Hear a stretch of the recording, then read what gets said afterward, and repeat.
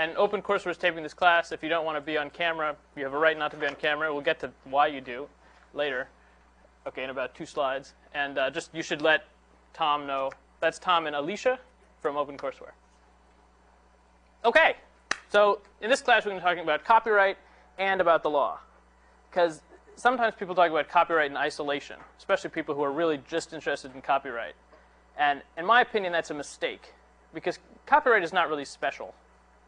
Congress passes lots of laws. They're like about corn subsidies or international trade or guns or all sorts of things. And copyright is really not special. So to understand copyright, you really have to understand the law, or at least the basics of the law. So today we're going to talk a bit about copyright, and then we're going to talk about American law in general. And some of you that might be kind of boring, but I think it's thrilling. Okay, so part 1 is about copyright. Who can tell me what this is from? Should it be black? Who can tell me what that's from?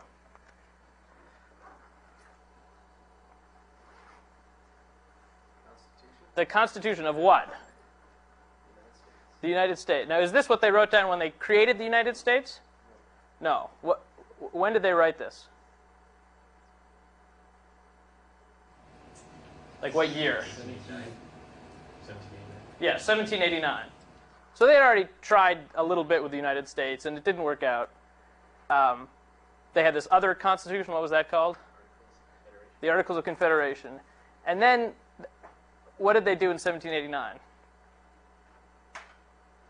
Did they amend the Articles of Confederation to change them because it wasn't working? They did have a convention, and they decided on this new constitution. And then what did they do to the Articles of Confederation? They threw them out. They did what? Threw them out. They threw them out. Was that a legal thing to do? Was that okay? No. So they had a sort of revolution in 1789, a bloodless revolution.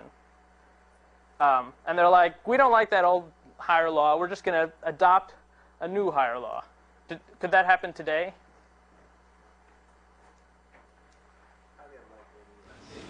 Highly unlikely in the U.S. Why? It's established. But I mean, they had one in Ukraine, right? Just recently they had a bloodless revolution. So it seems like the more that the rule of law gets established, the more difficult it is to just be like, let's try something different. So anyway, so in 1789, they're like, we're going to have a new covenant for governing this nation, and this is going to be part of it. So what is this? What part of the Constitution is this from?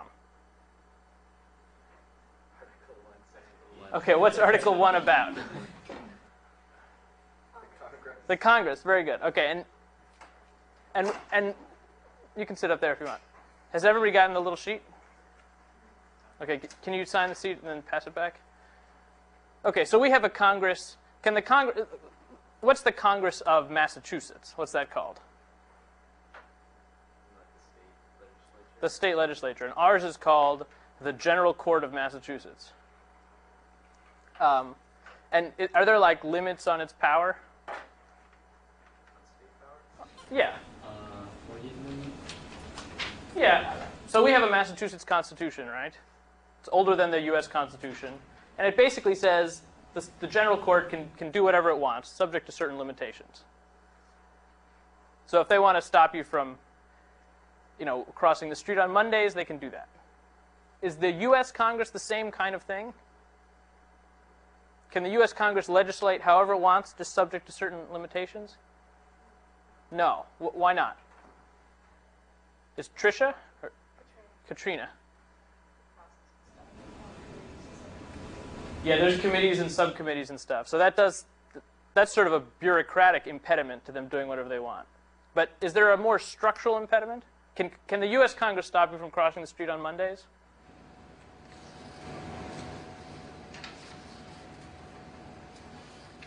Does anybody know? I think it cannot. It cannot. It would go against personal rights.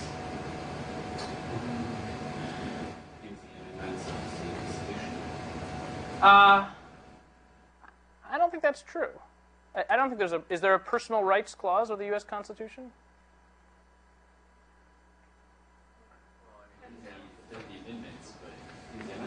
Is there an amendment that protects your ability to cross the street on Mondays?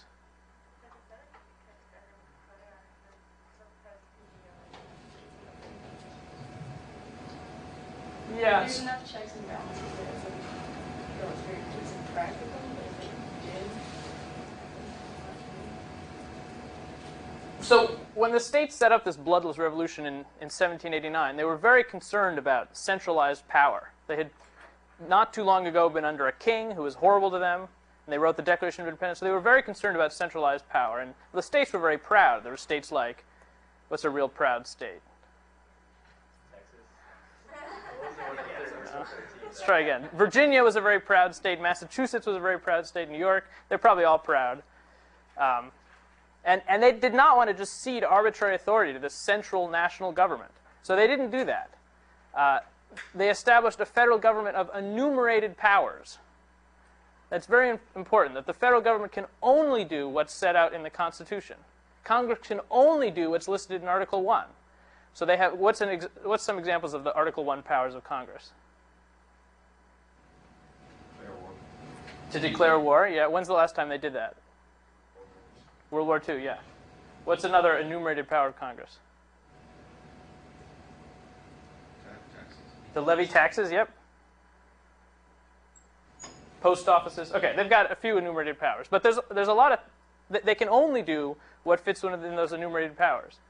Can Congress stop you from growing pot in your backyard and then smoking it? Okay, that was a trick question. The answer is yes. And that's very controversial. That's part of what people argue about on the Supreme Court. One of the things Congress can do is regulate commerce among the states. That's called the Interstate Commerce Clause. And under that, purportedly under that power, Congress has regulated marijuana and other, drugs. And so they say you can't grow marijuana in your backyard, even if all you do is smoke it. Even if you don't give it to anybody, you certainly don't give it to anybody in another state. Congress has said no marijuana. And some of the states disagree. California wants people to be able to smoke marijuana for medicinal purposes, and there's other places too.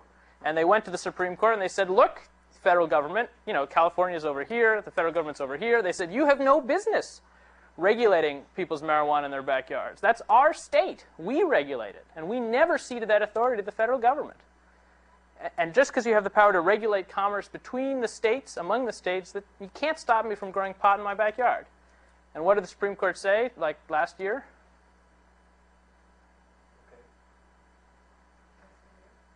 It said, yeah, right, Caitlin. It said, no, the federal government does have that power. That's within the interstate commerce power, because if people were allowed to grow pot in their backyards, that would touch on interstate commerce. It would affect it eventually. So the meanings of these clauses is not always obvious. And there's people, primarily more conservative people, who think that the powers of the federal government have gotten way out of hand. And things like the Department of Education, which gives money to schools, and regulating marijuana, that these things are just not within the enumerated powers of Congress. So these are active debates. So here's one of the enumerated powers of Congress. And this is called, some people call it the Intellectual Property Clause. Does somebody want to read it? I'll read it. The Congress shall have power to promote the progress of science and useful arts by securing for limited times to authors and inventors the exclusive right to their respective writings and discoveries. So if there were no clause like this, could Congress set up copyrights? Possibly. Well, if it fell under like one of the other clauses. It's true. It's true. We don't really know. Could Congress set up a law that says if you invent something new, you can charge people for it forever?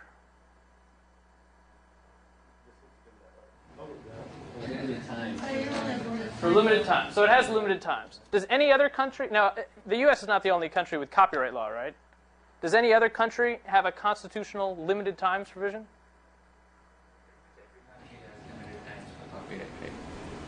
Well, no. No. Some countries give perpetual rights.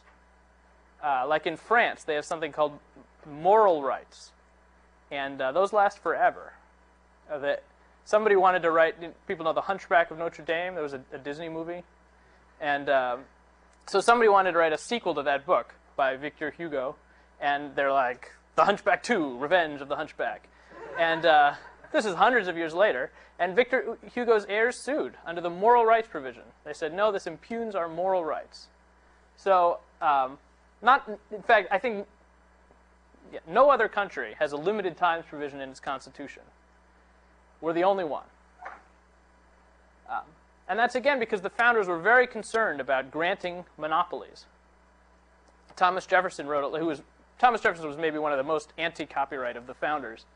And he wrote about how, an idea is ephemeral. I can take an idea and it doesn't take it away from you. So, we don't need these strict controls. And there were other founders who had different views, who thought we need much more strict regulation. But I'd like to strictly regulate this. Anyway, but we're the only country with a limited times provision. Have there been any lawsuits recently about the limited times provision that anybody knows about?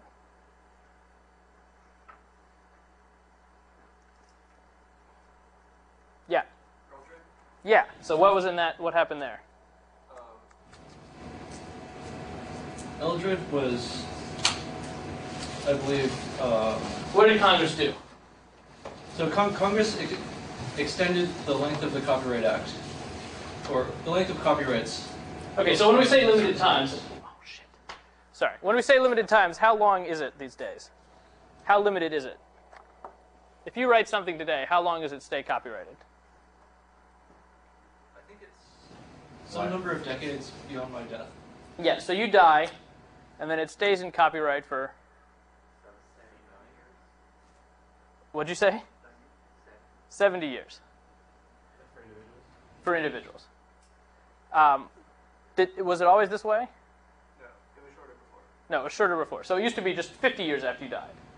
And in 1998, Congress went and they retroactively extended the length of copyright.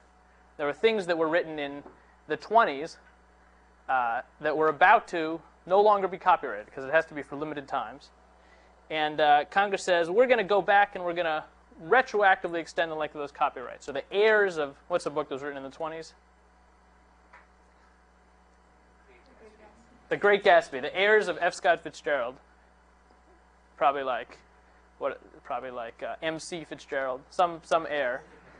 They're still getting royalties from the publication of The Great Gatsby.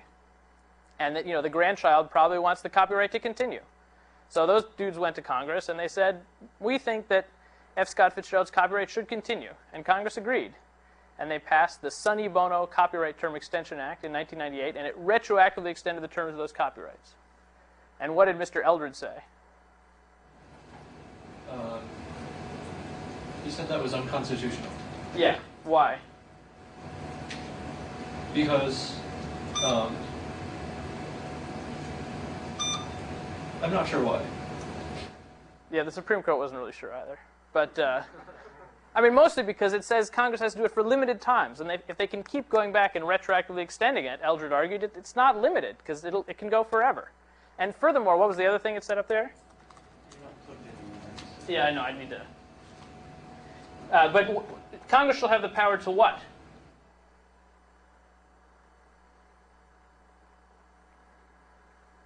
Sorry for the pop quiz here. But Congress shall have the power to promote science and useful arts. Right? And how does extending a copyright promote science and useful arts? It doesn't? Makes the books so Financial expensive. instrument incentive. Well, okay. Okay, well, let's get back to this later. But I just want to emphasize that there's, the provisions of the Constitution are important in America. And people can argue about just a few words. Like, what does interstate commerce mean? What does limited times really mean? And we'll come back to that later. But there's some other countries where the Constitution, the literal text of the Constitution is not as important. Like, is anybody here from the Soviet Union? So have you read the Soviet Constitution? It's a majestic document. And it says things like all in the Soviet Union will have a right to free speech and the ability to criticize the government and the ability to practice any religion that they want. That was in the Soviet Constitution. But was that reality in the USSR? Not the religion part. I mean, if you wanted to be baptized in the USSR, and the authorities came to you and said, you know, "Niet," could you sue the government for the right to be baptized? Yes, but I wouldn't recommend it. So, I mean, we have sort of a. It's not the universal practice that when a constitution has appeals to high truths like promote the progress of science and the useful arts, that necessarily individual citizens can claim the protections of those words. And even in our Constitution, that's not always the case. And Eldred went to the Supreme Court, and he says, look, it doesn't promote the progress of science and the useful arts to give F. Scott Fitzgerald's grandchildren more money, because the book has already been written. And the Supreme Court said, well, Congress isn't, you know, it's not for us to decide if Congress is promoting the progress of science and the useful arts. So, anyway, the point here is that the provisions of the Constitution matter, but, you know, you really have to, it's really not obvious just from looking at them what they really mean. This document is like 230 years old. People argue about it. There's all sorts of things written about it. So it's not, you can't just pontificate about it and expect to have the Supreme Court agree with you. Okay. So what do all these have in common?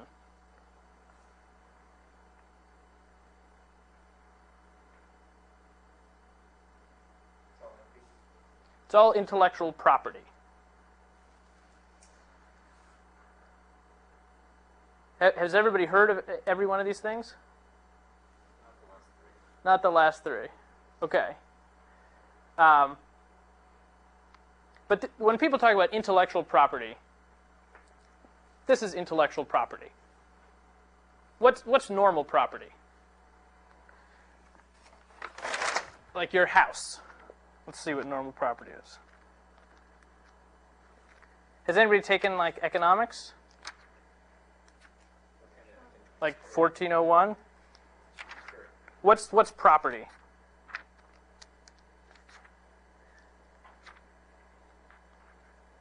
own that has value.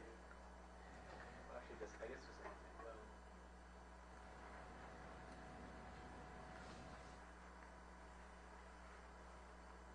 guess anything you get full rights to use. The full rights to use. Like you can use this classroom. Is this classroom your property?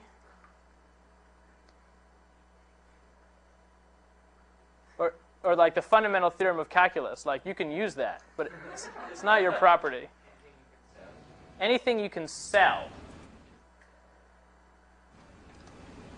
That's closer. Something that can be involved in a transaction between parties. Something that can be involved in the transaction. I mean, you can have a divorce, right? And grant custody to one of children to one parent or another, but the children are not really property, are they? The right of usus, abusus, and fructus, which is the right to use, the right to deny the use, and the right to benefit from it. Oh, that's good. Use, deny the use. Where'd you get that from? From a course of economy in France. In France. See, my French, I learned like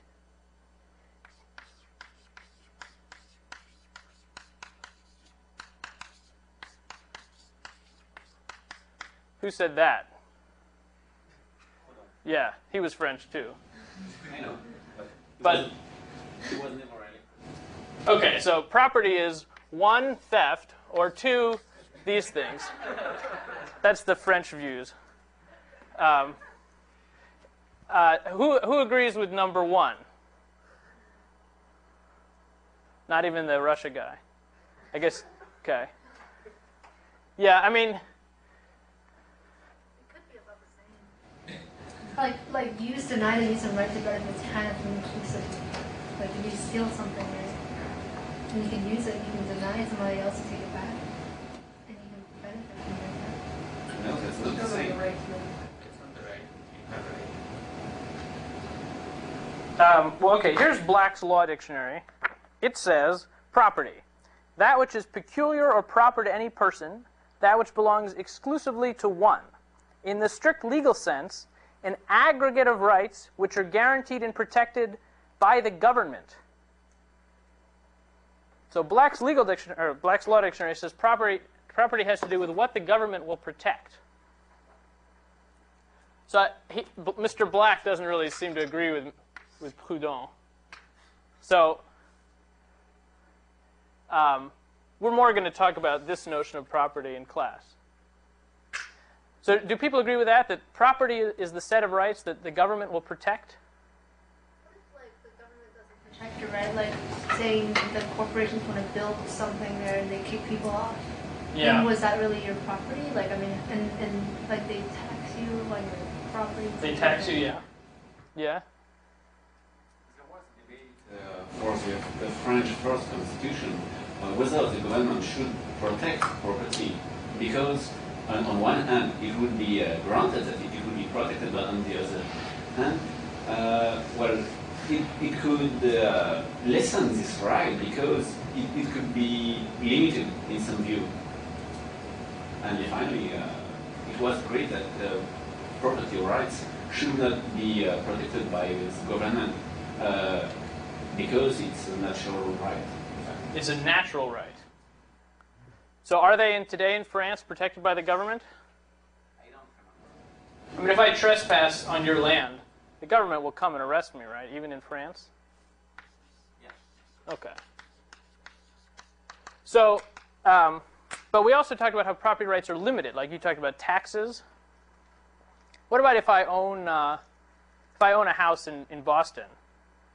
Can an airplane fly over my land?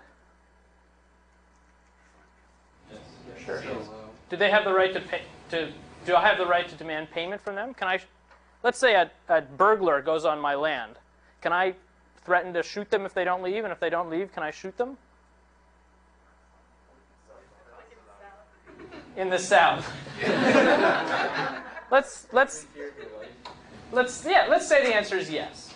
I have the right to exclude a burglar from my property. But an airplane flying overhead, can I exclude the airplane from my property? Yeah. No, because the air about your property is not does not belong to your property. Oh, sure it does. If somebody wants to string a telephone wire above my property or an electrical wire, There is a a limited limited height. height, where would you find the limited height? I think it should be defined. Like in your deed? Like if you own real property, you go to the county register and you want to buy a house, you get a deed and it says, we give you this parcel of land, it's now yours, and it's recorded. It doesn't have a height limit. At least in France, this right of property is limited to some height above the ground or above the highest point, and to some point below the level of the ground. Okay. When we moved into our house, we had a tree in the backyard, and the branches kind of went over the neighbor's heart, and they wanted us, like, they had this lady come to our house tell us they had air rights to their house, and that we should cut our tree down because the branches were in their yard, and it was, like, being all air property. So I don't know if that was real or not, but my dad told him there's 6 screws of them. But, like, the fact that they came to actually argue air rights, just kind of, I guess. Yeah. So one notion here is that even if you own property and it's as good as gold like your house, that ownership is subject to limitations. It can be taxed by the government. They can come and say, we've decided your house is worth $1 million, so we're going to tax you $10,000 a year, and if you don't pay your property taxes, you're out. So it's limited in that sense by taxation. What's your name? Shirley. It's Shirley brought up. It's limited in that you can't stop an airplane from flying over. Now, when airplanes first started, the property owner said, look, if you want to fly over the route that's above my house, we need compensation.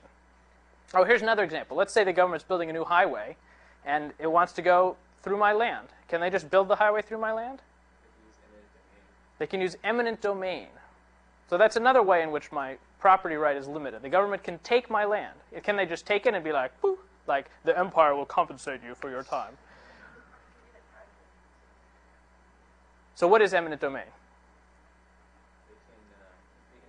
They can take your property if there's for public use. They can take your property for public use, and do they have to do anything to compensate you? I think they compensate. Yeah, they have to compensate you. But this is another sense in which your property is limited.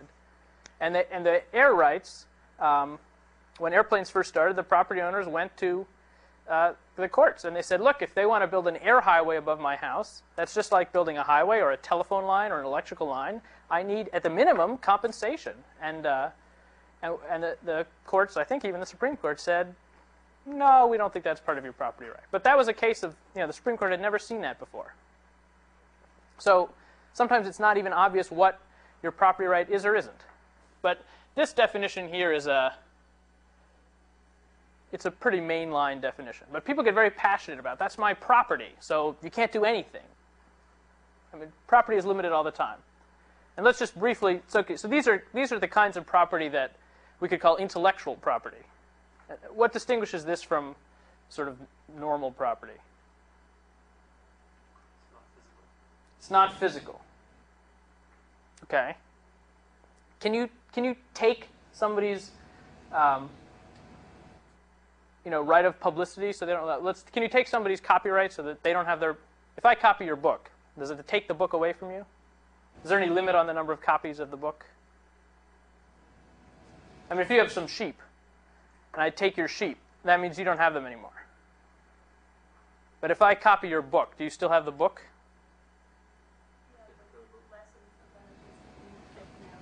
You'll lose the deny to use. That's true. Yeah, you'll lose the right to deny the use of it. Okay, so how do we, has anybody had this book? So how do we classify these? Damn it. How do we talk about the different kinds of property rights? Has anybody taken economics? What about like national defense? You have the government protects you whether you want them to or not. What kind of, what kind of good is that? A what? A public good. Let me get to the page here. Okay, and why is it a public good? There's this classification of goods. What's something like a sheep that you own? How would we classify that? It's private, okay. And why is it private? I can't hear you. You're the only one that benefits from it, and what else?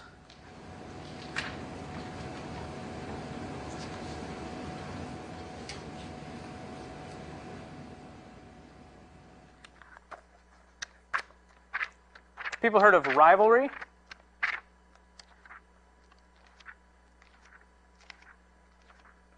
No? Is there a rivalry for let's say we have a cow, and it produces a certain amount of milk per day. Is there a, if it produces a gallon of milk per day, or how much milk does a cow produce? 40 gallons a day. How much? 40 gallons a day, okay. So if I sell somebody 20 gallons, can I sell somebody else 30 gallons? No, there's a limit. So there's what's called a rivalry to the resource. Because if somebody wants 30 gallons, then the only amount somebody else could have is 10 gallons. And what else about a cow? Is there any way for me to stop you from milking my cow? Yeah. Is it possible? Yeah, you can fence it off, you can hire farm hands. So I can enforce my right to the milk from the cow. So the cow has exclusivity. So rivalry means there is contention between different people who want the good. Exclusivity means it's possible to enforce exclusivity. It's not a good definition at all. There's exclusion. I can exclude people from using it. Try that. Okay. What's a right that has a good that has exclusion, but and rivalry? This one, right? Like the cow. What's one that has no rivalry, but it does have exclusion?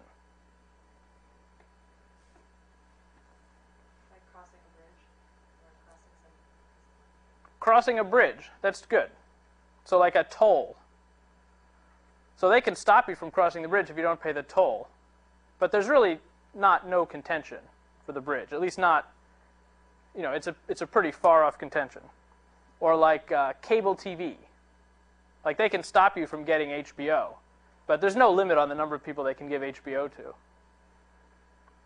So these things are called private goods. So yes and no.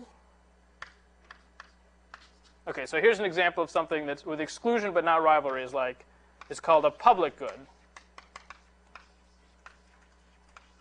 Like cable TV. What's something that has no exclusion but it does have rivalry?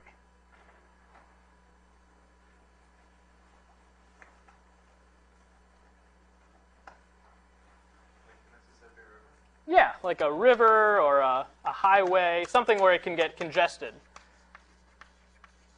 Like a free highway, if they don't have a toll booth, they can't stop you from accessing the highway. But if too many people access the highway, we got problems. So that's called a common access resource. And what's this last category, where there's no rivalry and there's no exclusion?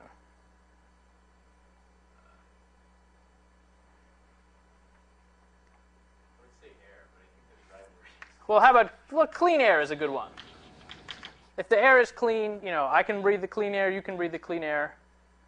And there's no way to exclude, if the government is paying to clean up the air, whether I pay those taxes or not, I still benefit from it. If people read Atlas Shrugged, is anybody here an objectivist? So Ayn Rand was this author, and she wrote this book, Atlas Shrugged, about a very sort of free market view of how the world should work. And only people who want the services of the police should have to pay for the police protection, and the same for ambulances and fire departments and national defense. But in practice, it would be tricky to have an army that only protected the people who were paying for its services, right? Like if an army protects Cambridge, Massachusetts, it can't only protect the people who are paying for the army, right? Either it's going to ward off the attackers or it isn't. So sort of national defense is another one. Yeah? Exclusivity, is that like the legal ability to exclude someone or the physical ability? Let's say either. I mean, because if the government is willing to enforce an exclusive right, I mean, they do it physically. They've got FBI and guns, and so that's, a legal mechanism eventually becomes a physical one. I mean, the bullet might be the first time there's an actual physical thing, but they eventually, it's eventually physical. Okay, so these species of intellectual property, what kinds of goods do they protect? Like a copyright, like when you get Microsoft Windows, that's copyrighted, right? Somebody else is like, hey, can you give me a copy of Windows? Can you dupe it for them? Or the Britney Spears. If I buy a Britney Spears CD and somebody's like, hey, can you give me a copy of that? What kind of good is first of all, is that illegal? I don't think so. Yes. I mean, yes. Let's say yes. So what kind of good is a Britney Spears CD? The music on the Britney Spears CD. Well, public good. Public good, because there's no rivalry to the music. If I put the Britney Spears MP3 in my home directory, anybody can get it. It's not like, it doesn't take it away from me. So one reason that these kinds of property rights are intellectual property rights is because what they protect are public goods. Now, what's a pure public good in the area of copyrighted stuff?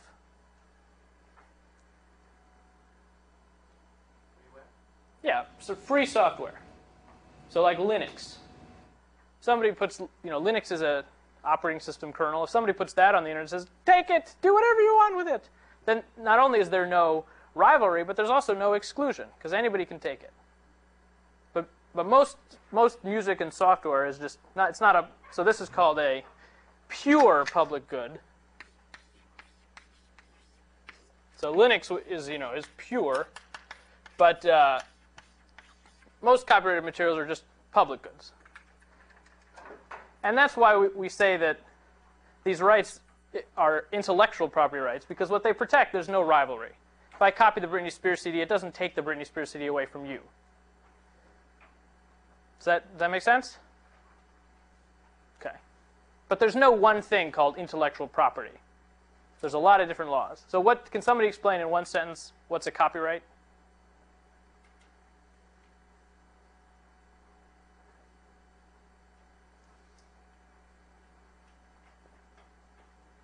Two sentences? This is like that game. It's kind of similar to your number 3. Similar to my number 2, the deny the use. Okay, but just somebody like, what's a copyright? What does that protect? Other people can benefit. It's really more specific. Copyright is about an expression, like a book, some sort of writing or a movie, and it says you can't copy it. You can't copy a movie without permission from the owner of that property right. You can't copy a book. It's basically what copyright is about. But if we see, what's a good movie, like Jurassic Park, and then I want to make my own movie about dinosaurs, is that who owns the copyright on Jurassic Park? Some company, yeah, Universal. So can Universal stop me from making another movie about dinosaurs? You can try. Well, but no. They don't own the idea of dinosaur movie. They own this expression, the movie Jurassic Park, and you can't copy that.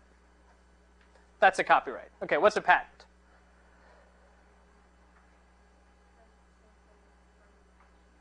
Sorry? You were close. You were there. Say it again. So it's like the same thing. It's for an invention. So if you invent something, like if you make the first dinosaur movie, if you invent a drug, penicillin, it stops somebody else from selling the same invention, right? Or from even making the same invention. So could you patent a dinosaur movie? Just the idea of a dinosaur movie? You can patent a lot of things. It's true. Does it have to be non-obvious? It does have to be non-obvious. So there's a difference between copyrights and patents. Copyrights protect things that are like written down or like a movie and stop you from copying them. But patents protect inventions, and they stop you from making them or using them or selling them. We're not going to talk about patents anymore in this class, but they're different from copyrights. But they're also sort of intellectual property. What's a trade secret? It's like the formula Coke uses. Like Coca-Cola, yeah. Is that patented? Like if I discover the formula for Coca-Cola, can Coke sue me and say that's our invention? No, because it's not patented. It's a secret. And if I went to Coke and I said, I want to make Coca-Cola, I'll give you $1 trillion to let me make Coca-Cola, could they sell me the right to do that? Sure, but it's their secret. And sorry. I was just wondering what separates, like, a patent and a trade secret. If your secret was an invention. Yeah. Well, one of the differences is that a patent is sort of a deal. You have to publish your invention to get a patent, and then it only lasts 20 years. A trade secret, you keep secret. You don't publish, and it lasts forever. But if somebody ever finds out about it or invents it on their own, then they can do whatever they want. A patent, even if they do it on their own, they're still screwed.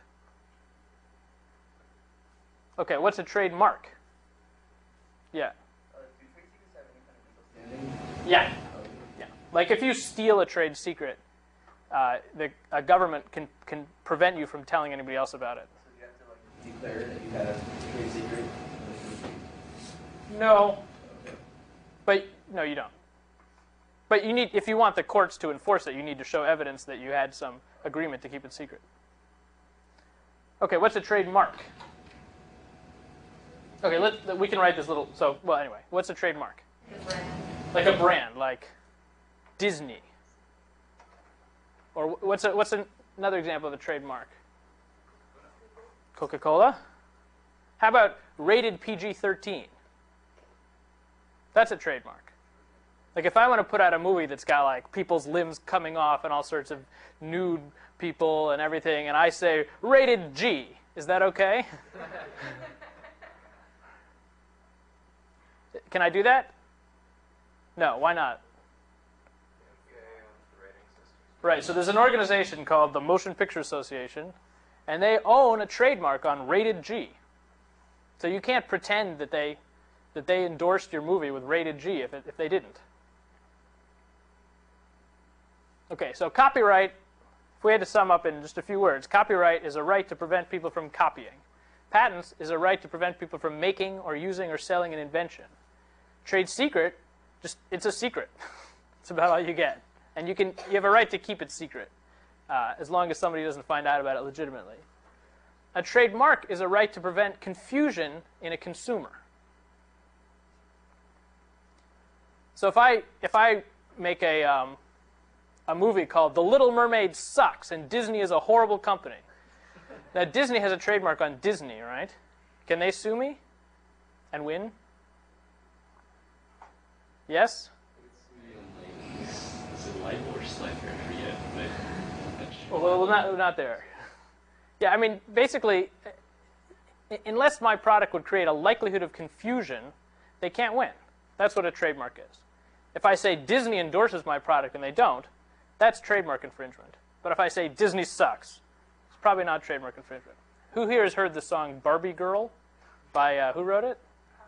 Aqua, yeah. People know that song? Do people think that Mattel was happy with the song? What does it say about Barbie?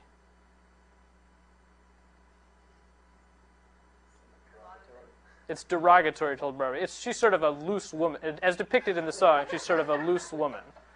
And Barbie, Mattel, the company that owns the trademark on Barbie, sued Aqua and its record label, saying this CD is trademark infringement because customers will believe that it comes from us. And that's what you have to assert to win a case for trademark infringement. You have to assert a likelihood of confusion. It was a very long case. It's fun to read. Maybe I won't. Anyway, it's a fun case. You can pull it up. And how are we doing on time?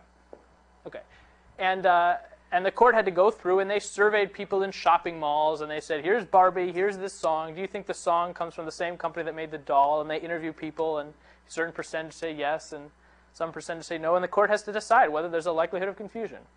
And in this case, the court, because Mattel wrote, for instance, that Barbie, they had worked hard to cultivate Barbie's image, which was wholesomeness. And that this song destroyed made it look like Mattel was now coming out with a new image for Barbie. And anyway, the court didn't buy it, and it went to the appeals court, and the appeals court didn't buy it. But the point is, that's what you need for a trademark. You need to have likelihood of confusion. But when you see those infomercials and they say, this vacuum works great, and the Bissell vacuum sucks, and or doesn't suck, and the Oric vacuum also is really bad, is it okay to use those companies' names in that sort of comparative advertising? Yes, it is. Okay. So a trademark is not an exclusive right to use the name Disney. It's a right to prevent likelihood of confusion, generally about the origin of products. Okay, what's a right of publicity?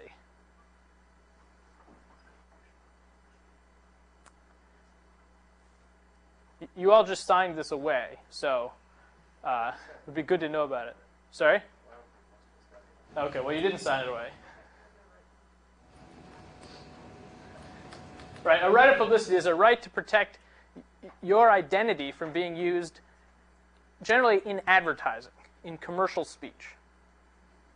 So if somebody's filming like it's maybe broader than that, but if somebody's filming a movie, like Steven Spielberg's filming a movie outside, and they accidentally get you in the shot, they generally would not want to publish the movie without having you sign a waiver. Now, what if the Channel 7 News is filming something outside a nightclub, let's say a nightclub of ill repute, and they catch you in the shot? Would they be infringing your right of publicity to publish that photograph? Yeah, well, they wouldn't. Because the right of publicity only protects your identity in sort of commercial publications. So the news is excluded. Sort of factual material is excluded. But so that if you take a picture out on the street just of random people and put it on your web page, that's okay. But if you take a picture out on the street and Nikon wants to use that picture in their advertising for the camera, that's totally not okay. They have to get what are called model waivers from all those people. So that's the right of publicity. And it's quite broad, actually. In California, this company, Samsung, which makes televisions, made an advertisement about, in the future, Samsung televisions will still be running. And they showed some of the things that would be on your Samsung television in the year 3000. And they had a robot wearing like a blonde wig, turning over some letters. It was like in Wheel of Fortune. But it was a robot, they're like, in the future, a robot will turn over the blonde letters, turn over the letters. And they were sued by, what's her name? Vanna White, the woman who in real life turns over the letters on Wheel of Fortune. They said, no, by having this robot in a blonde wig, your company is profiting from my identity, with my, and anyway, and she won. She won like $400,000. So the right of publicity is very broad, at least in some parts of the country. And it's a right to have your identity not be exploited commercially. But from the news, you don't have any protection.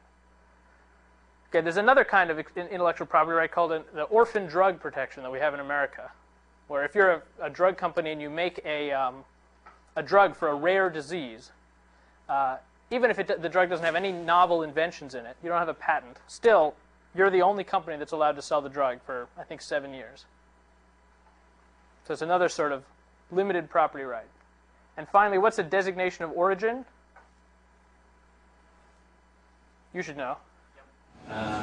It's the right to benefit from the peculiarity of the region where you are doing some product, let's say cheese or wine or something else.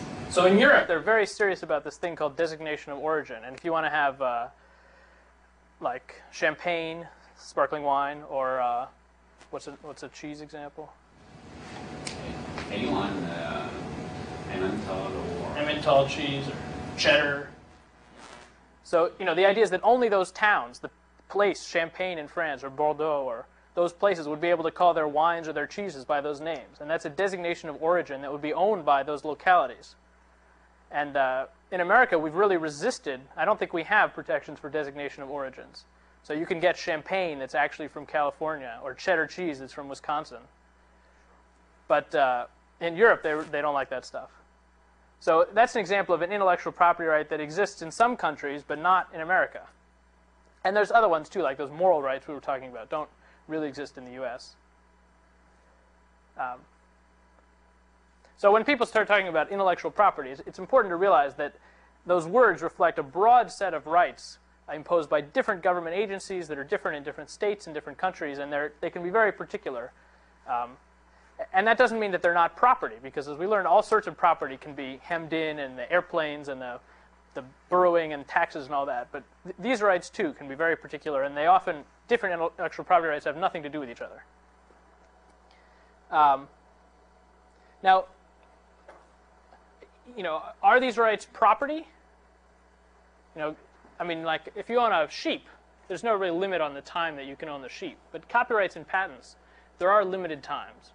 Some people argue that they're not property. You can see here in the law, Congress actually said, patents are personal property, ditto for copyright. And some scholars disagree that copyrights are really property. Here's what 46 law professors wrote in 2001. Somebody want to read that out loud? Accordingly, the framers did not authorize Congress simply to confer patents and copyrights, as they could have easily done, more precisely to promote the progress of science and useful arts. This grant incorporates and enforces a specific vision of the sorts of exclusive rights that are permitted. Rights limited not only in duration, see U.S. Constitution, Article 1, Section 8, Clause 8, but also in scope. These rights are not property rights, again, terminology which the framers knew well and could easily have chosen, and which is powerful with natural law antecedents. The limited monopolies to be prescribed by statute. Okay, so what does that mean? Limited monopolies to be prescribed by statute. How is that different from property? Yeah. As opposed to something that you would own in the actual. Okay. Property is supposed to protect you, and these monopolies are supposed to benefit society, in fact. And Okay. it's only because it will benefit you from a certain amount of time that you will have the incentive to make discoveries or to publish new books, for example. Okay, so these rights are to give you an incentive to publish new books. Because if I publish this book, I know I'll be able to benefit from it for at least the next 70 years. Nobody will rip me off. And that's not like property. I mean, do we buy that? Who thinks that that's true, that this argument is persuasive? Copyright is not a property right. Does anybody agree with the 46 law professors? What's the context of Universal City Studios? We'll get to that. It was a lawsuit. But the issue here was, is copyright a property right? And the 46 law professors, including Jonathan Zittrain at or not at Harvard anymore, at Oxford now, said, no, it's not a property right. But does anybody agree with them? For the copyright stuff, because, well, I'm used to the moral property, but for the patents, I would tend to agree. Yeah, Katrina? They were just saying that pretty much the copyright is there to promote art. But like, hypothetically, if you loved what you did anyway, you wouldn't care who copied you or who used your stuff, just because you want to create because you feel the urge to need to create.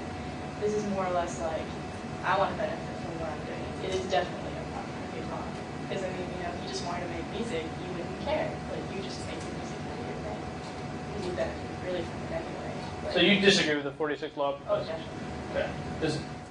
I mean, I would be a little... I mean, I'm not a law professor, so I would normally defer to what these guys say. I took copyright from Jonathan Zittrain, so normally I would want to defer to him. But really, nobody agrees with those guys.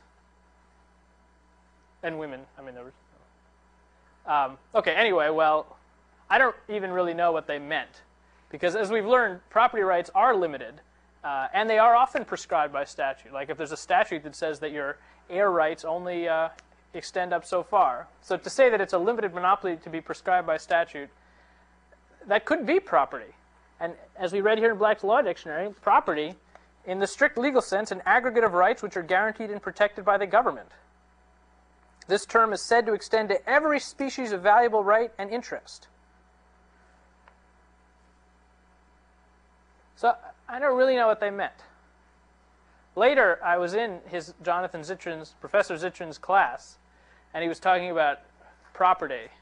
And I was like, but you said copyright is not property at all. It's a limited monopoly to be prescribed by statute. And he was like...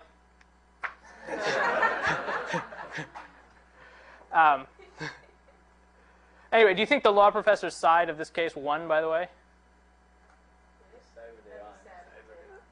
Corley. No, they didn't win. Good. Wow, we're really... she says good. So we really don't like Proudhon in this class. The law professors are kind of more like this. Well, okay. But, okay. Anyway, but I think this is thought-provoking because we have to... the question is, what is Congress doing? Why are they doing it? So do you believe, Katrina, that copyright does create an incentive that does promote progress of science and useful arts? I think in some cases, just like general underline, yeah, it could. Like, this is not just like a bogus BS argument they pull out of nowhere. This is, I mean, hypothetically, it could be true. But I think if you look at the way society works, that's not really what the case is at all.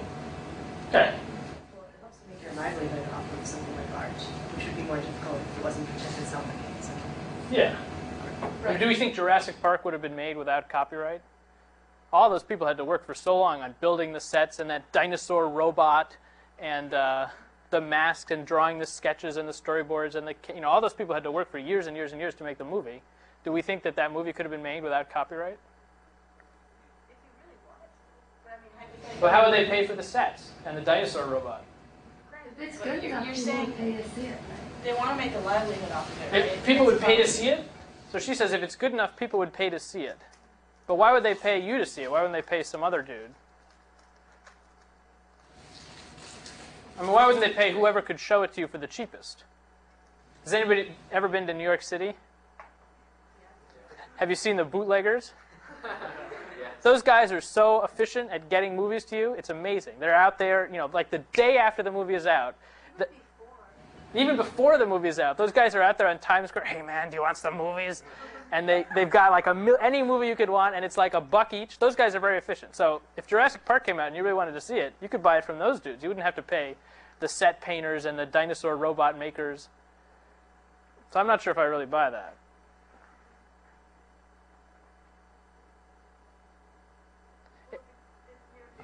Copyright is there to protect or let people make a livelihood of their work, and that's a property issue. So that kind of just defeats the whole Do you think that retroactively extending the copyright on The Great Gatsby in 1998, saying The Great Gatsby is going to continue being copyright for the next 20 more years, did that promote the progress of science and useful arts? Does anybody think so? What about like poor high school students who can't buy it for $1? Yeah. So there's a sort of balance to be had here. Some argue, like if The Great Gatsby were protected for too long, we would not be promoting the progress of science and useful arts. Is that what we think? I think the argument there is that Scott Fitzgerald only knew that he would get copyright for 50 years after his death, and the extra 20 years was not an incentive to him to write. Okay, so that's sort of a contract theory, that he wrote it with the understanding that he would get copyright for 50 years after his death. And that's the deal. Okay. Okay, so, and he already wrote it, the book. So the fact that we're later giving him a sweeter deal, can't possibly bear on whether he's going to write the book in the first place, because he already wrote it. In fact, he's already dead. Okay, so that's one argument. So in that view, would Congress have been promoting the progress of science and useful arts? Would Congress have constitutionally been able to retroactively extend the copyright? Yeah. Other people might think, oh, if I write a book tomorrow, maybe 100 years after my death, they'll extend that. So it might actually create more incentive for people to do that, for some. Okay. Frankly, yeah. I don't feel that incentivized about the wealth of my great-great-grandchildren. I guess maybe that's kind of cruel to those as yet non-existing heirs. But it's easier to see on patents, because if you didn't have any property right on patents, you wouldn't make any research to create inventions, because it costs you money, and then everybody would be able to copy you and to sell it for cheaper. On the other hand, if it was a perpetual protection, then, well, it would not promote research, because great companies would have unlimited right to sell some old inventions. They would not have to make some more research. They would have benefits forever. Okay. So in that view, the 20 years of patent becomes a critical question. 10 years might be too short, and 50 years might be too long. Maybe 20 years is too short or too long. No, we have a problem, because since the research becomes longer and longer, there is a problem of when do you patent something? Before it's finished? Before? How many years before you can begin to sell it? Okay. I don't want to get too much into patents, because it's not really my field. But so copyright, it seems like we're sort of, do people think there needs to be limited times for copyright? What if it were just forever? Would that be okay? like 7 years already. 7 years after death? Is already a really long time, so. That's true.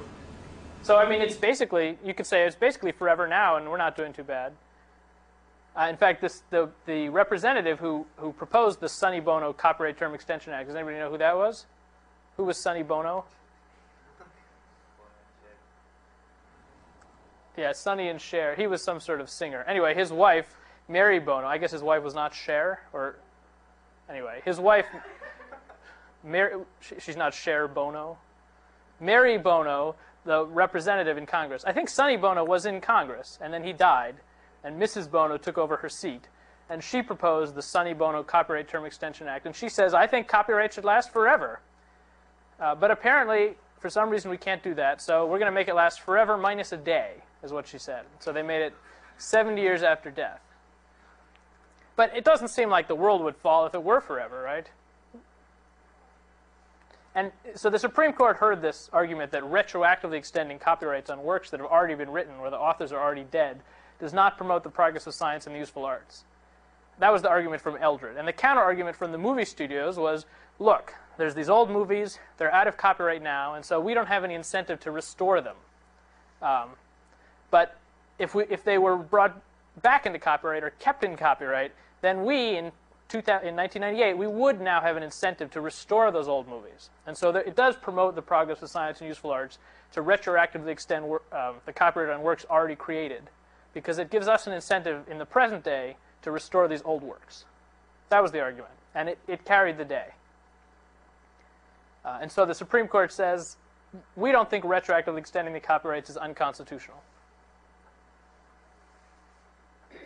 Okay, but it's important to keep in your mind, like, what is the overarching goal of this whole scheme? And, okay, so let's talk about what copyright actually is. Copyright is a bundle of rights, the law professors say. I hope not just those 46 law professors. Lots of law professors. Copyright is a bundle of rights. What does that mean? I mean, is owning your house a bundle of rights?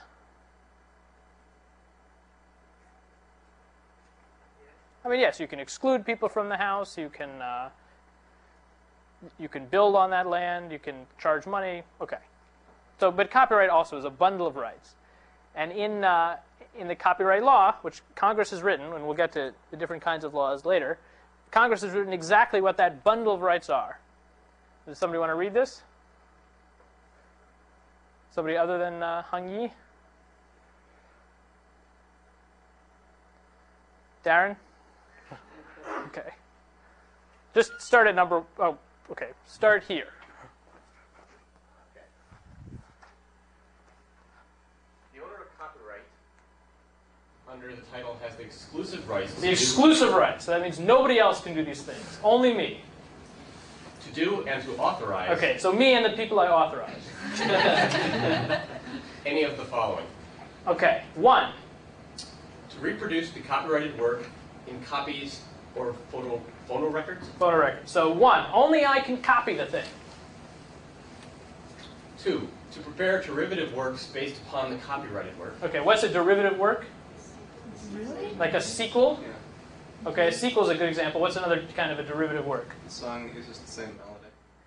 That's good. A song that uses the same melody, like dun dun dun dun dun dun dun. What was that one? Under Pressure became Ice Ice Baby. Okay. What's a more traditional derivative work?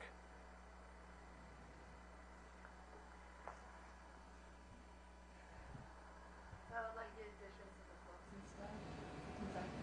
How about translations?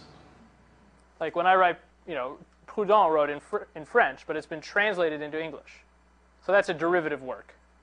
And authors are, control their translation rights. What's another kind of derivative? Well, what about, have people seen Clueless? What work of literature is that based on? Emma. By who? Jane Austen. Okay. So is Clueless a derivative work of Emma? Who here has not seen Clueless? Okay, or Bridget Jones' Diary? Have people seen that movie? Okay. I think the more relevant question is who hasn't read Emma. That'll be assigned later in the class. Okay, but Clueless, it's this movie about Alicia Silverstone, and she's in Beverly Hills, and it's really funny. But it's based on this book, Emma, by Jane Austen. So somebody who's seen the movie and read Emma, is Clueless a derivative work of Emma? Or West Side Story? Is that a derivative work of Romeo and Juliet by Shakespeare?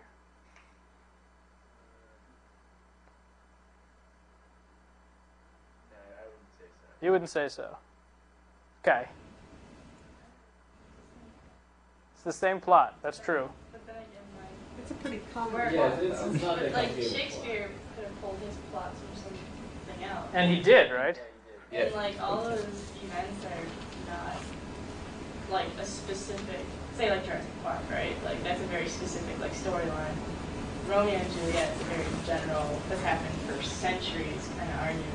Okay, but we're not really sure. So we're on number 2, and we don't really know what it means to prepare derivative works. In fact, there's this book, Gone with the Wind, which is written from the perspective. Have people actually read the book? Yeah, is it a first-person book or a third-person book? It's written basically from the perspective of Scarlett O'Hara, right? Let's say yes. So somebody else wrote a book called, this is just a few years ago, called The Wind Done Gone, which was written from the perspective of one of the slaves in the book. And it was this sort of creative retelling. And was that a derivative work? Well, they went to court on that one. And there's another case with Lolita, where somebody wrote a version of Lolita that was written from the perspective of Lolita. And was that a, who knows? So it's already sensitive, what it means to prepare derivative work. And the courts have written voluminous material about this. Who here has written a computer program? And what operating system did you write the program on? Okay, let's try somebody else. How about you? What did you write it on? Me? Sure. Linux.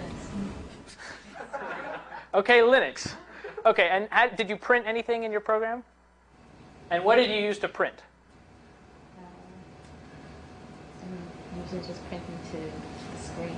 So what function did you use?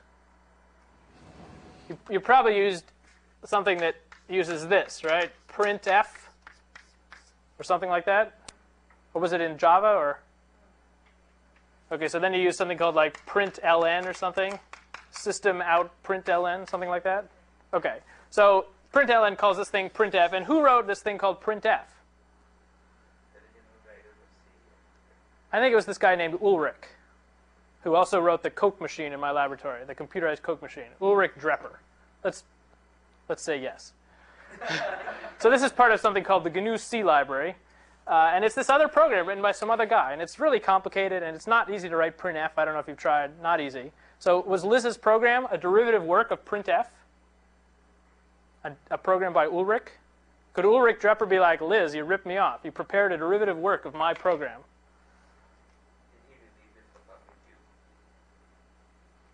I mean, let's say he released it like you released, Gone with the Wind. Yeah. I think the derivative work would have a very few new things compared to what have been used, what exists in material as a meaning. You have to make a trade-off. What is the? Well, let's say I just write this program. Printf hello. Let's say we're on Windows, and I say printf hello. So that calls a different version of printf written by, let's say it's written by Bill Gates. Can I release, can I give this program away, or is it a derivative work of printf by Bill Gates? So you say it's a derivative work. Does anybody disagree? You think I can't release this program without Bill Gates' permission, because Bill Gates has the exclusive right to authorize the preparation of a derivative work of his printf. Yeah. I mean, I think if you use a library like that, like you give the permission to use it, that's what it's made for. So, I mean, you're just using it. It's not the extent. Yeah. Well, anyway, nobody knows the answer to these questions. Generally, the safe answer is yes. If you link, if you link with a library, you are preparing a derivative work. So anyway, I just want to emphasize that derivative works can arise in all sorts of unusual contexts. Let's say you have a web page. Keith's homepage. Keith rules. I have this web page, and I use frames. And I tell the browser on the top, put my text, and in the bottom, put Google's search page. Have I prepared a derivative work? Or have you prepared a derivative work by loading this page? Maybe you're the guilty one. So we just don't know, right? This was a litigated issue. That one is going to be litigated at some point in the future. But these are hard questions. So just want to this is the how long is the copyright law? It's like 300 pages of the. So just want to and anyway, we're at the very beginning of it, and I already want to emphasize there's very, very difficult subtleties. Okay, let's go on. 3. To distribute copies or Photo records of the copyrighted work to the public by sale or other transfer of ownership, or by rental, lease, or lending. To distribute copies of the book. So if I'm like, here's my Black's Law Dictionary, and you're like, can I borrow it? I'm like, sure, here you go. Borrow my Black's Law Dictionary. You know, have we broken the law right now? I'm lending it to you? Mr. Black has the exclusive, or what's it say in there, lexis-nexis or something? Mr. Nexus has the exclusive right to authorize lending that book, and I just lent it to you without his permission. Did I break the law? Yes? Well, the answer is no. Because later in the copyright law, there's an exception. And in fact, this is true for everything in the copyright law. There's exceptions to everything. So, anyway, go on. 4. In the case of literary, musical, dramatic, or choreographic works. What's a choreographic work? It's like a dance that's written down. Okay. Pantomimes and motion pictures and other audiovisual works to perform the copyrighted work publicly. To perform the copyrighted work publicly. So when you go to LSC and they show a movie, is that performing a copyrighted work publicly? Yes. Yeah. Okay. How about when you watch TV in your dorm room and you're like, hey, come on in and watch this movie with me? Is that performing a copyrighted work publicly? Depends on who you're addressing. Good. Okay. Fine. So it's also a very subtle issue. Number 5. In the case of literary, musical, dramatic. So what kind of work, by the way, is not literary, musical, dramatic, choreographic, pantomime, or motion picture? What would be an example of something that's not one of those?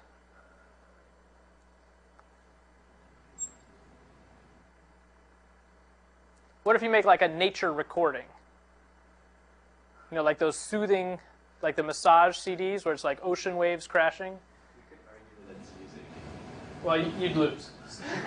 If you go out on the beach and you record ocean waves crashing or birds chirping or something, that's not literary, musical, dramatic, choreographic, pantomime, or a motion picture.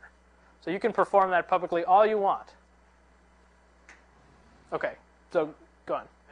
And pictorial, graphic, or sculptural works, including the individual images of a motion picture or other audiovisual work to display the copyrighted work publicly. Okay, so the picture on the front of this DVD is a copyrighted picture, right? And I'm displaying it publicly. Am I breaking the law?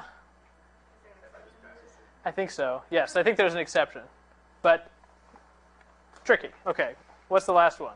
And in the case of sound recordings, to perform. Okay, so what's a sound recording? It's like ocean waves, or it's like the Britney Spears CD. It turns out the musical work is like the sheet music to the Britney Spears song. So people know the song Baby One More Time.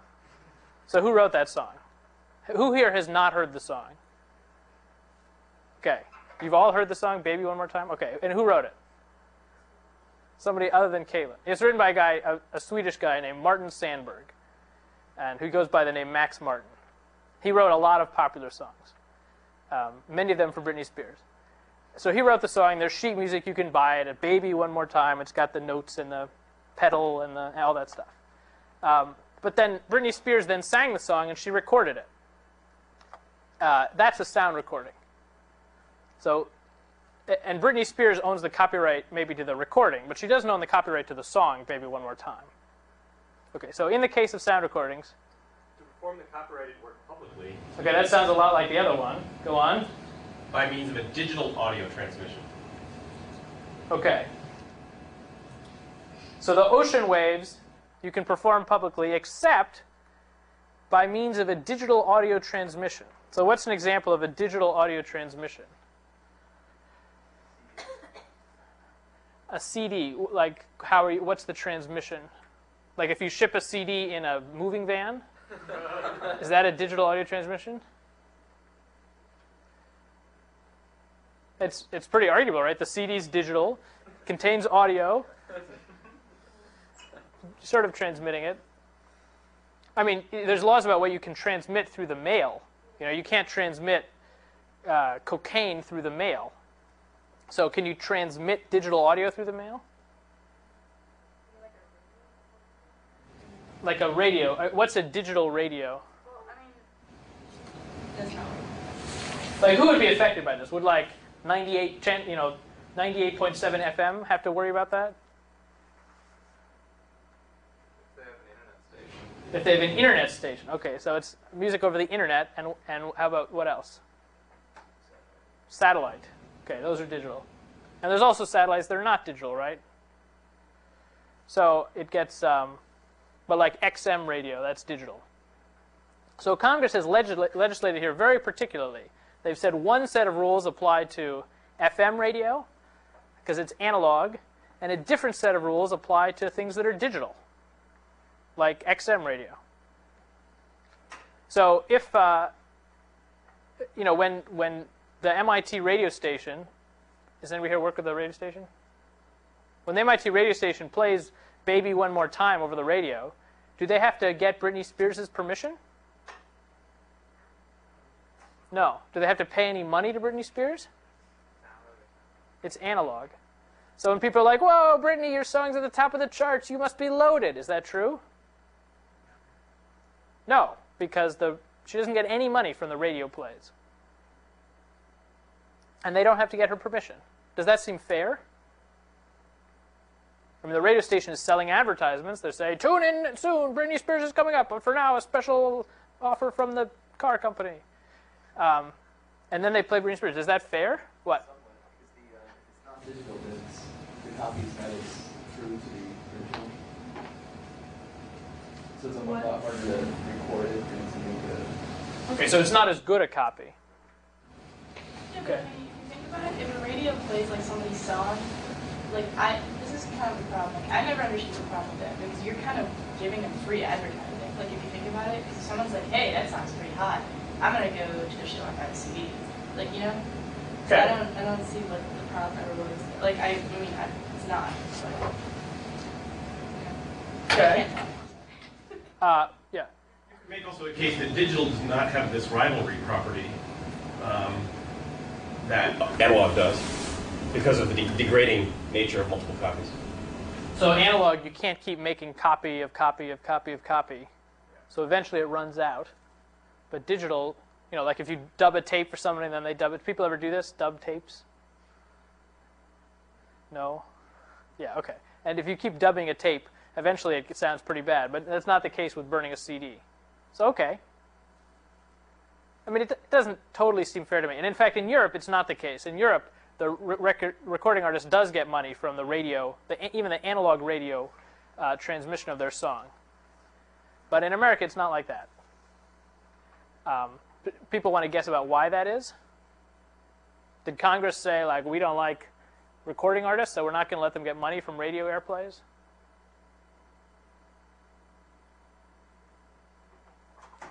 Well, it has to do with the historical development of copyright law, and it has to do with the fact that radio broadcasters are very powerful in Congress. People have been following the saga of Mr. Abramoff. Mr. Abramoff, or Abramoff, Jack, he was a lobbyist, and these people are hired by various industries to persuade Congress to pass laws one way or another, and the broadcasters are very powerful in persuading Congress. Sorry? Clear Channel? Clear Channel. Clear Channel is a company that owns many, many radio stations, and they're very good at persuading Congress to do one thing or another. I still don't understand, like, WMBR has webcasts. Yeah, well, those are different. We'll get to that. Do they pay for that? Yeah. They do? They do pay for the webcast. Well, they should pay for the webcast. I don't know if they actually do. But they pay, I believe they pay $500 a year flat rate because of another law. Okay.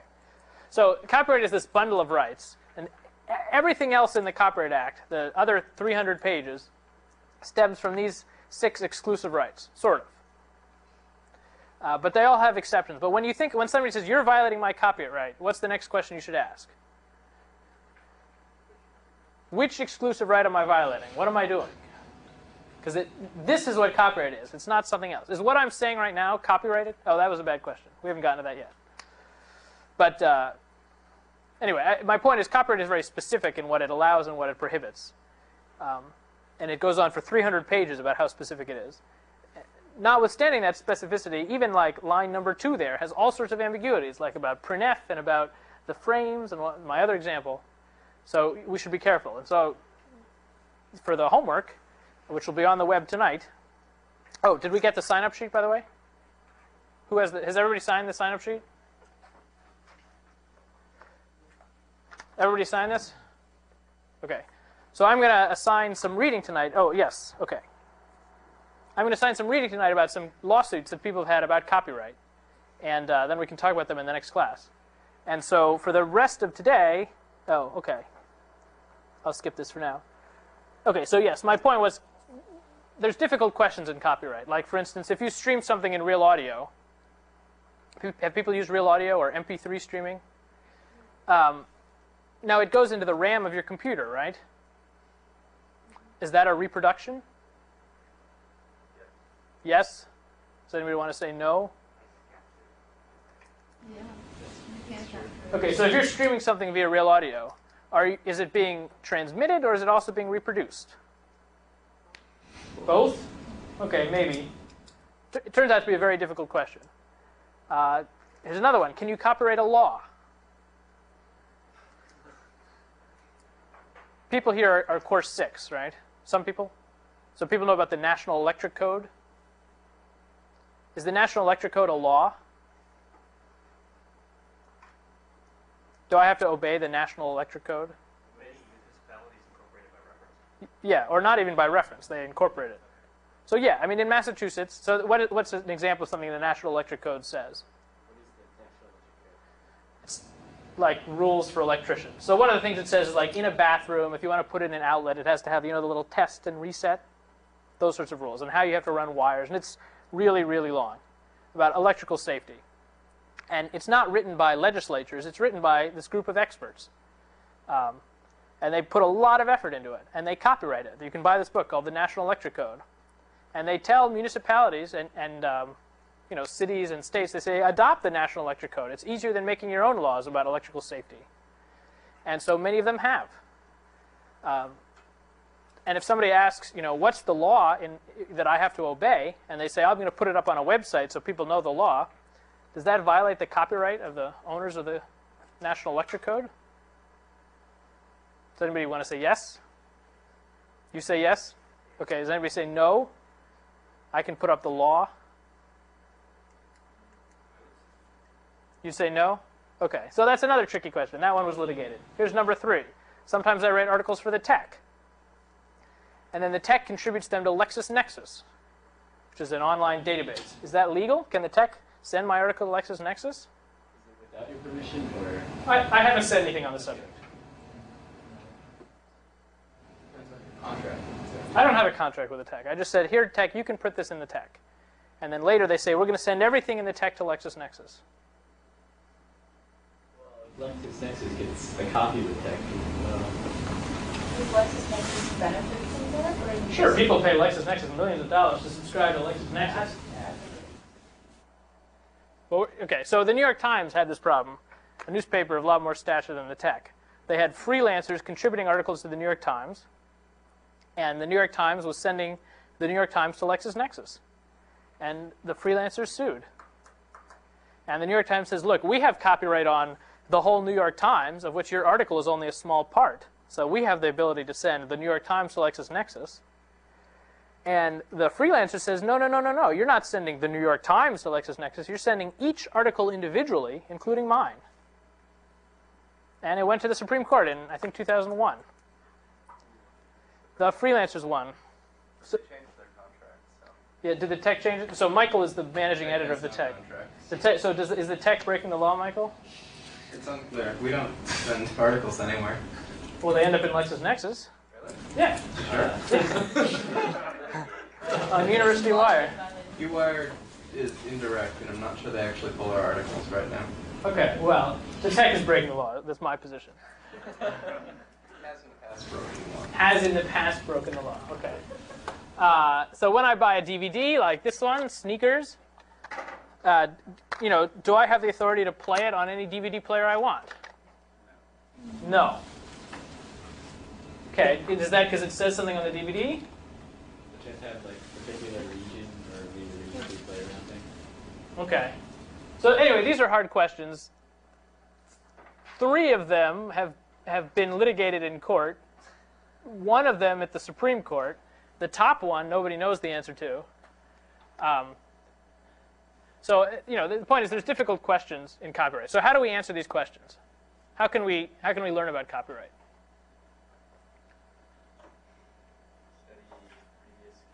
Study previous cases. Okay. How do we find out about previous cases?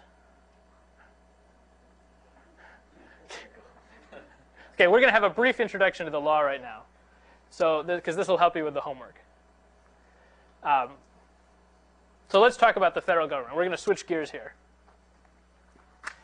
What's the structure of the federal government?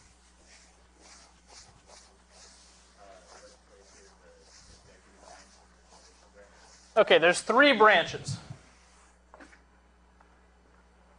And what are they? Legislature. Okay, the legislative branch. And that's in Article 1 of the Constitution, right? What's the next one? Executive branch. Okay. Okay, so what's the major thing in the legislative branch? Somebody other than Hung Yi? Congress. And who's in Congress? What does Congress mean? Like, are we in Congress? It's the 2 houses of Congress. Yeah, so it means coming together. So Congress is all these people who are elected from all across our broad country who've come together to Washington. And in particular, they've come together in 2 groups. What are the groups? Okay, the House of Representatives and the Senate. Okay. And then the Senate's got all these committees, and the House has got all these committees. And there's other organizations that are part of the legislative branch. Can anybody name one?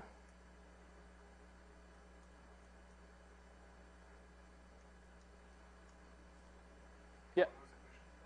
What else is in the legislative branch other than the House of Representatives and the Senate?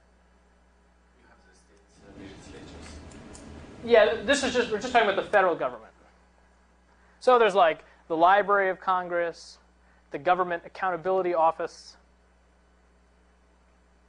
Have people been to the Library of Congress? It's pretty majestic, part of Congress. Okay. So then there's the executive branch. What's the major thing in the executive branch? The president. Okay. What's something else in the executive branch? The when the cabinet, you mean the departments. All right, so there's like the Department of, what's the department that gets the most money?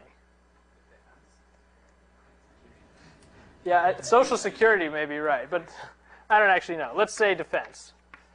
And what's another one? The one that literally gets the most money would be the Treasury.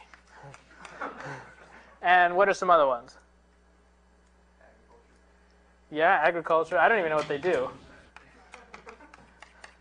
Okay, so they have all these departments. And if the president wants to like fire somebody in one of these departments, can they do it?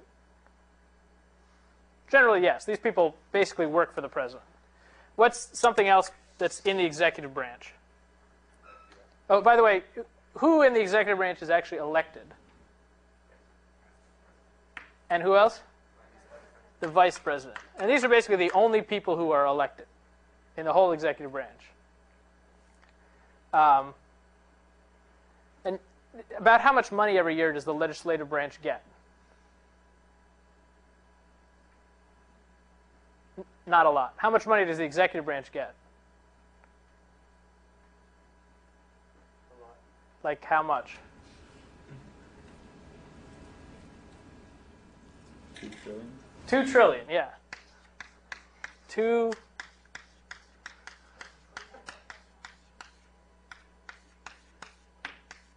trillion. Yeah. So this is by far the most like expensive branch. Okay, what else is in the executive branch other than these departments? That's actually part of the Department of Justice. The FBI is under them.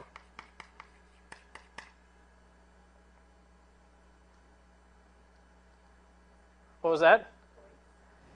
No.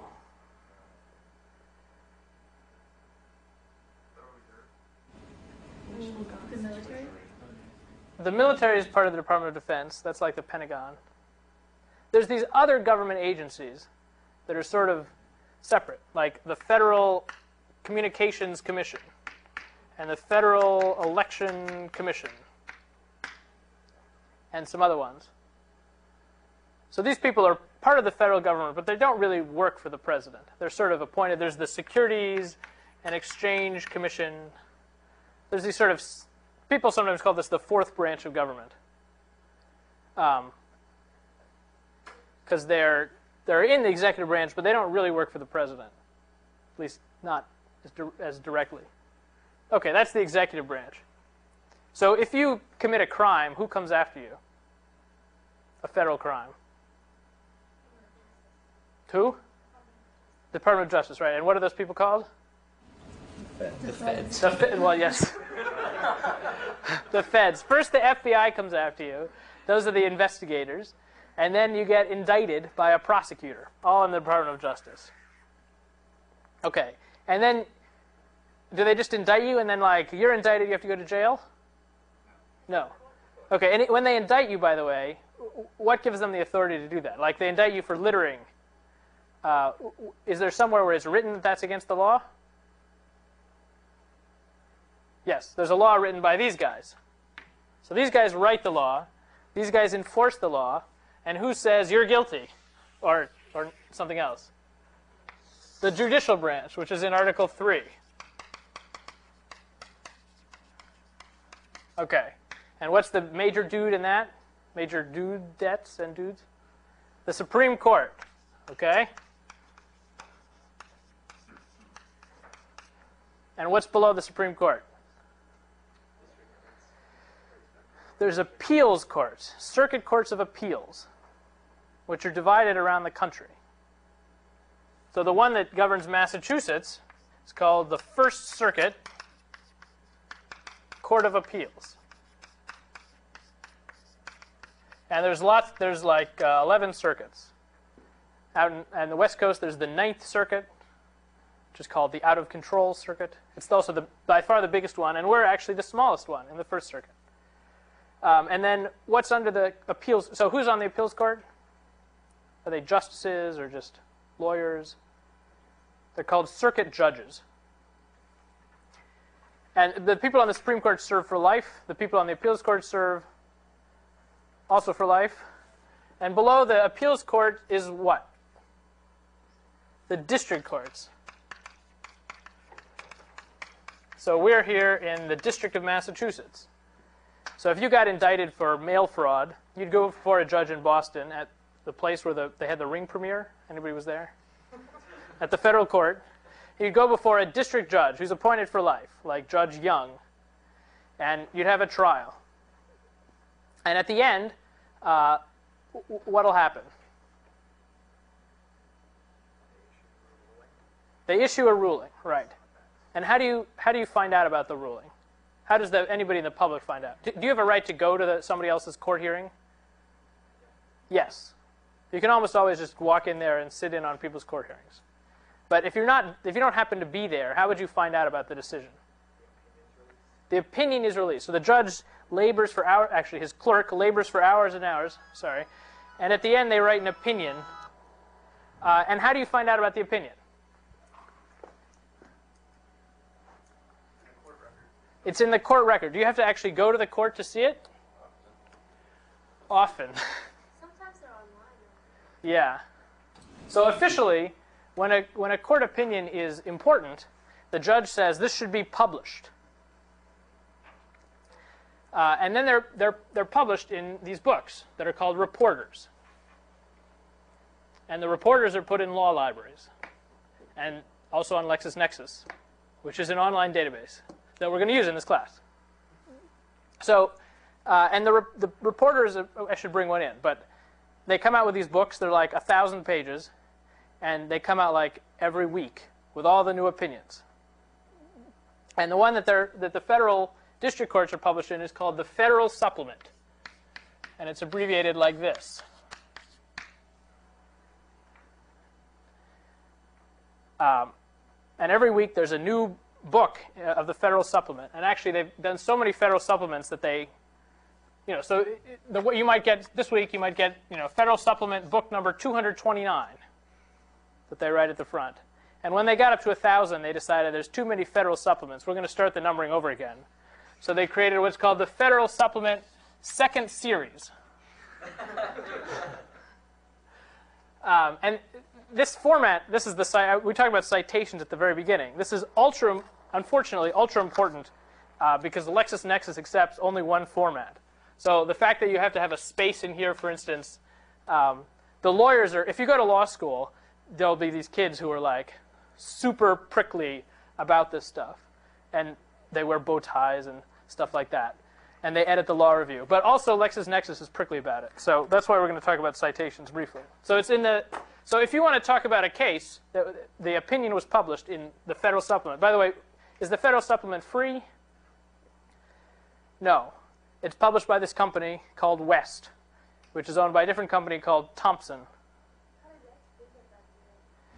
They don't have a deal. Anybody can publish these. But so West and lexis-nexis are actually competitors. But the way that people talk about the opinions is to talk about where they are in West's books. So if you want to talk about an opinion, you'd say it was in book 229 of the Federal Supplement Second Series, and then it's like a 1,000-page book. So what else might you want to add? The page number, exactly. So you give the page number on which the thing starts. So this is called a citation. And often you might want to say, like, who is arguing. So you put at the beginning, Jones versus Smith, and a comma. But this is not the important part. This is the important part. And then at the end, you put like the year in which it was decided. It's also not really the important part. But the part you really need if you want to find a case is this middle part. And when we read opinions in this class, they will be riddled with citations because judges never like to go out on a limb. And as I said at the beginning, the judge can't say, well, my law professor told me, or Keith told me, or Snail told me. You can't say that. You have to give some authority, some reason for the proposition that you're stating. Now, is this true in science? In science, can you cite to authority? Can you be like, F equals ma because Newton says so? Be like 3 Newton, 17. Does that work? Yeah. But the ultimate authority in science is not like important people, like the Supreme Court of Science. In science, reality is important, and the ability to reproduce experiments. That's not true in the law. In the law, authorities are important. So this, argument to authority, which is a fallacy in science, is like the way things are done in the law. And the Supreme Court is the ultimate authority. Okay, so you have your opinion here. And let's say you lost. Let's say you're Smith and you lost and the judge wrote it and it was published. And what do? You appeal. Now, can you appeal and be like, the witness said I was crossing the street, but I wasn't? Is that a reason you can appeal? No. What sorts of things can you appeal? Legal questions. So the district court, except in extraordinary circumstances, this lowest court is generally supreme on factual circumstances, factual questions. But on legal questions, like, did they do things the right way, or let's say we agree on the facts, I was crossing the street, but you could say, even if I did what you say I did, it still didn't violate the law. Those kinds of questions you can appeal. And you'd go to an appeals court. We also have one in Boston. It's actually in the same courtroom, the First Circuit Court of Appeals. And there's only like 6 judges on it. It's very small. And you'd argue your case before the appeals, the circuit judges. Now, how long would like a trial last? People watch the OJ trial? Is that 2 years? So a trial could last weeks and weeks and weeks and weeks. But an appeal lasts about an hour. So things get really whittled down by the time you get to the appeal. The judges say, now we're going to hear this case. And your lawyer argues for maybe half an hour, and the other lawyer argues for maybe half an hour, and they say thank you. and then a few months later they issue their decision. So the appeal is really better be important for you to bring it up in your appeal. And you don't argue before the entire appeals court, all 6 judges. You argue just before 3 of them. That's called a panel. So, okay, so they finish up and they publish their opinion. And whereas it's published also in a book by West called The Federal Reporter. And that's abbreviated F. But they had so many of them that they started the numbers over. So now we're on the Federal Reporter 3rd series. So something might be published in book 112, F 3rd, page number 967. And you'd have the same thing, Jones versus Smith. And actually, you're supposed to say not just the year, but also what court decided it. So this might be the District Court for Massachusetts in 2001. By the time you appeal, you're saying it's the First Circuit Court of Appeals in, let's say, 2002. Okay, so you're still pissed off. You lost again. You're Smith, and you appeal to the Supreme Court. Now, can you directly appeal to the Supreme Court? No. They have to pick you. So you can't actually, in almost all cases, you cannot appeal to the Supreme Court. There's a very slim category where you can. But normally, you can't appeal to the Supreme Court. You just have to petition. You say, please, take my case. It's sort of like petitioning to the Committee on Academic Probation here at MIT. They don't have to grant your request. You petition. So you petition to the Supreme Court, and let's say they grant it. So now you're at the Supreme Court, and you petition for what's called certiorari, which means they hear your case. So you're up there, your lawyer's up there, so you have to fly to Washington, D.C., and it's even more whittled down because they only take like 1% of the cases that are petitioned to them. And you're in front of 9 justices in Washington. It's not just part of the court, it's the whole court. And your lawyer gets up there and he says, Mr. Chief Justice, and may it please the court, my client did not break the law because, and he starts talking, and then the justices will be like, but isn't it true that they interrupt you and it's very aggressive? Has anybody heard the Supreme Court or listened to the transcripts? If you go to oye.org, I think .org, you can listen to the transcripts of the Supreme Court. They're very aggressive. I would never make it through because they're like, isn't it true? So you argue before the 9 justices, and they say, okay, the case is submitted. You get an hour. And they only want to hear the most important issues of the case and only the federal issues. And then, okay, then 9 months later, they issue a decision. And that's also published.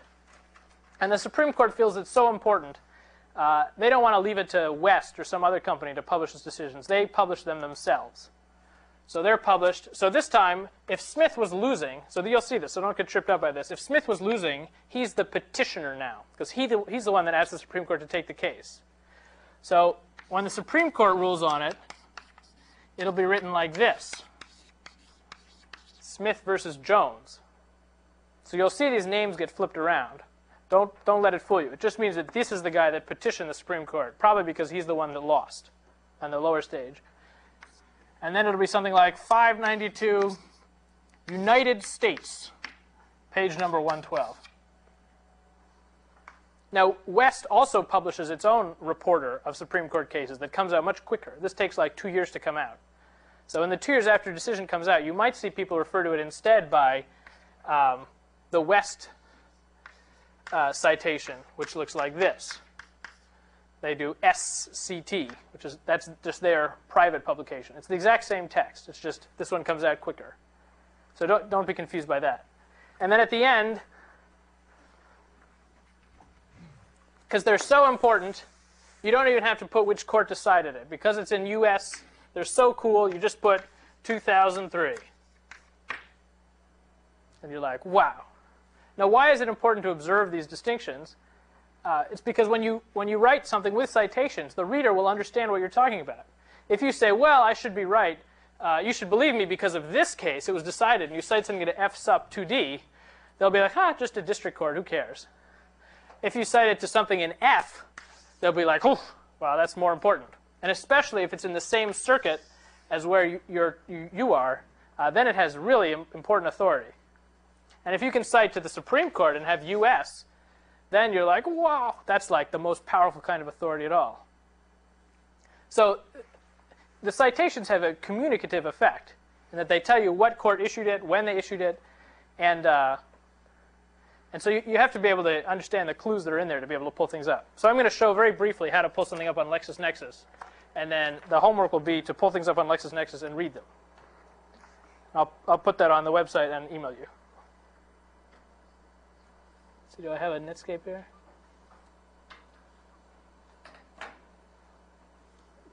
So is everybody, well, I'll show you in a second. Coming up? There it is. Okay, so MIT has a subscription to this online database called lexis-nexis, which contains all of the text of the West reporters since before the founding of America, and all sorts of other interesting stuff. So to get there, I'll show you. We go to libraries.mit.edu, and Vera e-journals and databases, Lexis. Okay, here we go. LexisNexis Academic. So you click on that, and if you're off campus, you have to click over here on this Go.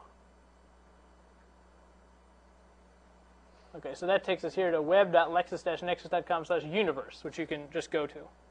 So let's say we want to look up a Supreme Court case. So what's that site? So we go to Legal Research, and we can go to Get a Case. And here you put in the citation. So what should we look up? Let's look up Marbury versus Madison. People know that case? Okay, so one way to do it, you can type in here. If you don't know the citation, Marbury versus Madison. You say search, and there it is. Or,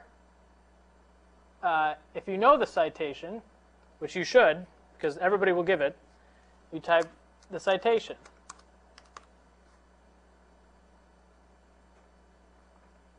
And that also comes up with the same thing. So let's look at a more recent case. Here was one about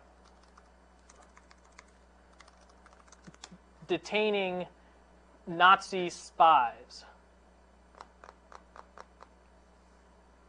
There we go. Okay. So this dude was a Nazi spy. They locked him up. He didn't get a trial. Is that okay? This is in 1942. Went to the Supreme Court. So, and here's the case. So at the beginning, they have these little explanations. Well, let's see what they have. I'm going to talk more about this next time. So at the beginning, they have a syllabus here, which is always very helpful, because they give a little summary of the case, the Supreme Court. Sometimes they'll also have a thing called summary, too. Here they have some more stuff. But the part that's important is the part that starts with opinion. And here you can see what the Supreme Court actually wrote. These cases are brought here by blah, blah, blah, blah, blah. And then in the middle, they may have a citation. So they'll be like, see this case, United States ex rel Skimeka versus husband. And they'll give us this. Now, what does this mean here? It's an appeal score, right, because it's an F. So we can plug that into get a. So if you want to learn what's going on there, you can plug that into get a case, and you say search, and there's the new case. So it's sort of like hyperlinks, except you have to copy and paste. And in some parts of LexisNexis and in the commercial version of LexisNexis, they turn these into hyperlinks, and then when you click it, they charge you $5 in the commercial version because they really want to. Anyway, they want to make it easier for you to be lazy, and also then they charge you money. But anyway, so I'm going to put online a bunch of citations, and the assignment will be to put them into LexisNexis and read the cases and be able to talk about them in the next class. Okay, did anybody have any quick questions? Yeah. About the structure of the federal government. Yeah. You can't challenge the law without, say, being arrested for it. Can you just challenge a law that no one's Can you challenge the law even if you haven't yet been prosecuted? And the answer is yes. For instance, there was a law that was passed in 1996 that said you can't put pornography on the internet. Now, is pornography protected by the First Amendment? Yes, pornography is protected. Most pornography is protected by the First Amendment, and Congress says you can't put porn on the internet.